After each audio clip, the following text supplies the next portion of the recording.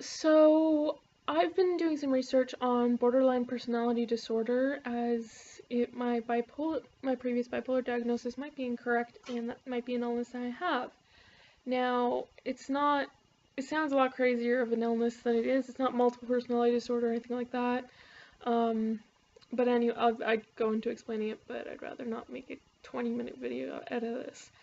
Anyways, so in research, I found this video. I'll put it in the link below.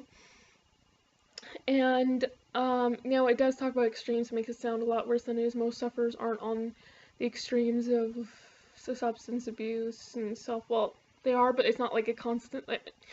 Again, anyways. But what bugs me is that there are people in the comments saying all these awful, awful things about people with BPD because they met someone in their life that had the illness and they're using that as an excuse to hate everyone with it.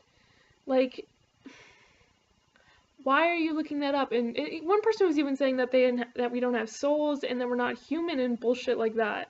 Like, why are you even watching these videos or going on these things if you're gonna be like that?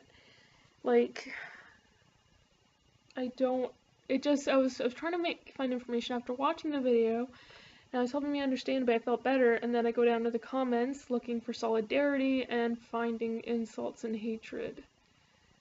Why do people feel the need to do that? They will go to videos specifically targeted at those in need of help and assistance and support, only to completely hate on people and push people down who are already down on the ground and feeling like shit and feeling low. Like, it's like beating someone when they're down. Like, why? Like, do you gain pleasure out of that? Like, I don't understand people who do that. Like, do you have nothing better to do? Like, come on. And if it's an honest to God, I believe this, that these people are evil, like, for fuck's sakes, are you going on a campaign to just completely ruin everyone's life? Because, like, the whole thing of, one of the biggest things about borderline personality disorder is not feeling like you have a very weak sense of self, like you don't know who you are almost. And they're saying because of that, you don't have a self, you don't have a soul. And it's not that we don't have a self, it's just we don't know ourselves.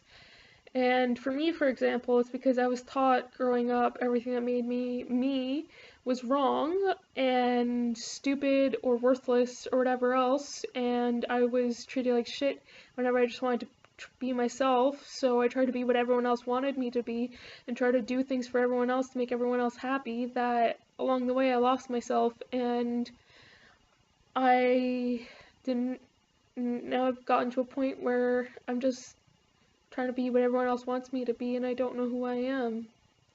So that's where that comes from for me. It's not that I don't have a self, it's that I've been running from it for so long that I can't find it anymore. Like, I can't find it again. But that doesn't mean I never will, because BPD happens to be hereditary. My mom has it, and she's gone through therapy, and she's went through all the crap that I'm going through now, but she went through a therapy, and I'm going to go through some DBT, dialectical, I probably messed that up, behavioral therapy, and I'll probably find it just like my mom has. She's figured out herself from it, and a lot of the symptoms from before, like that she used to have a lot of issues with self-harm. She'd always start these big projects, and she's always like, oh yeah, we're gonna totally, like, change this big thing about our house or her appearance.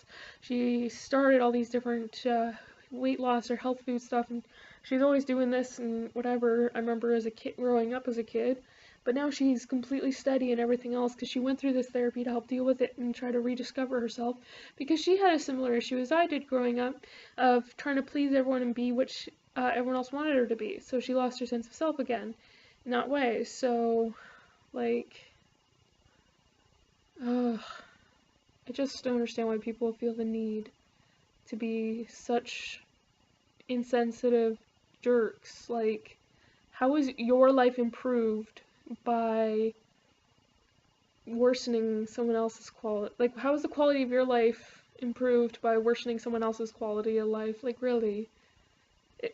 It's not. It doesn't help you any, and it really hurts the other person, so Why? Just, why? Now, I acknowledge that YouTube comments are renowned for this, but why? That's all I want to know. Like, why is it that people feel the need to do this, to hurt people in this, like, they see someone who's already hurting and their life is already not that great, and they're like, hey, let's make them feel worse or hurt them more, like people will campaign to ruin other people's lives for stupid fucking reasons. Okay, well, I think I've made my point, if there even was one. Thanks for listening.